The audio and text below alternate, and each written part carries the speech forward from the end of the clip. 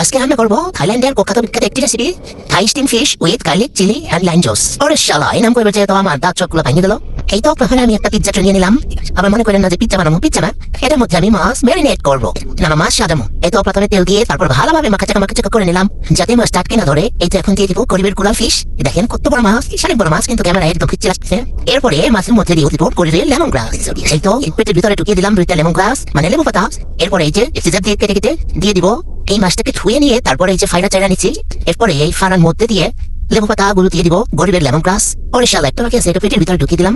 এই তো হয়ে গেছে লেমন গ্রাস দিয়ে মাছটাকে কভার করা। এখন এটাকে আমি স্টিম করতে দেবো, মানে সিদ্ধ করতে দেবো। এই তো চুলাটা চালিয়ে দিয়ে এখন বুঝে একটা রেসিপি বসিয়ে দিলাম চুলায়। এরপরে দিয়ে দিলাম একটা স্ট্যান্ড, এটার উপরে গরিবের কুলার মাছটা রাখবো। এখন এই মাছটাকে দিয়ে দিব, হাতে তাওলা বিষ না। এই তো এখন ঢেকে দিব, ঢেকে দিয়ে মাছটাকে গরিবের কুলার মাছটাকে সিদ্ধ করে নেবো। এইদিকে গরিবের কুলার মাছটা সিদ্ধ হতে থাকুক, ওইদিকে আমি মশলাটা রেডি করি। এই তো এখানে গ্রাইন্ডার মেশিন নিয়ে নিয়েছি। এখন দিয়ে দিলাম কয়েক কোয়া রসুন, এরপরে দিয়ে দিব কয়েকটি কাঁচামরিচ, এরপরে দিয়ে দিব 2টি শুকনো মরিচ, এরপরে দিয়ে দিব একটি বোম্বাই মরিচ। এটাই মেন ইনগ্রেডিয়েন্টস। এটা অনেক ঝাল আর আমার ঝাল অনেক পছন্দ, এই জন্য এটা দিয়ে দিলাম। এখন দিয়ে দিব বিলাতি ধনিয়া পাতা। এই তো সিজার দিয়ে কেটে কেটে এভাবে ঢং করে দিব। আপনারা চাইলে পুরাটা আমামে দিতে পারেন, কিন্তু আমি কেটে কেটে দিলাম। এরপরে দিয়ে দিব দেশি ধনিয়া পাতা। এই তো এটাও সিজার দিয়ে ঢং করে কেটে কেটে দিব, একদম কুচি কুচি করে কেটে দিব। এই তো সবগুলো ধনিয়া পাতা এভাবে কুচি কুচি করে কেটে দিব। আপনারা চাইলে আমার মানে দিতে পারেন, আমি কেটে কেটে দিলাম। আর নতুন সিজার কিনেছি, এইসব কাটাকাটি করার জন্য সেটা দেখাতে হবে না, এই জন্য সিজার দিয়ে কেটে কেটে দিলাম। এই তো এখন আবার জন্ডিস কালার মগ দিয়ে একটুখানি পানি দিয়ে দিলাম। এরপরে ব্লেন্ড করে নেবো, একদম মিহি করে নেবো। এই তো একদম মিহি করে ব্লেন্ড করা হয়ে গেছে। এই দেখেন কতটা জুসি লাগছে আর কতটা ইয়ামি মনে হচ্ছে, এখনই খেয়ে ফেলি। এই তো এখন চুলাটা জ্বালিয়ে নিলাম। এরপরে স্টিলের একটা কাইলা বা সাওয়ালা বাটি বসিয়ে দিলাম চুলায়। এরপরে মশলাপাতি গুলো ঢেলে দিলাম বাটিতে। এখন 2 মিনিট চাল করে নেবো। এই তো ব্লেন্ডার মেশিনটা ধুয়ে আবার একটুখানি পানি দিয়ে দিলাম। এখন 2 মিনিট অপেক্ষা করে একটু লাড়াচাড়া দিয়ে ঘুটে নিবো। এরপরে তৈরি হয়ে যাবে আমাদের স্পেশাল সস। এই তো 2 মিনিট হয়ে গেছে, এখন নামিয়ে নিবো।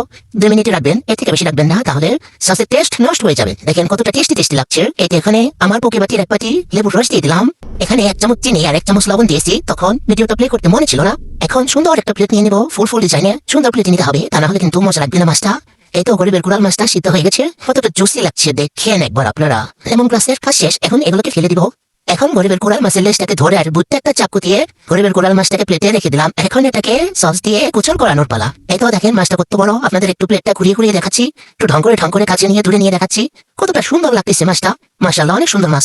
এই তো এখন সস দিয়ে কুচল করিয়ে দিতেছি, পুরা শরীরে একদম মাখাচাকা করে দিতেছি। কত সুন্দর লাগতেছে, জুসি টেস্টি।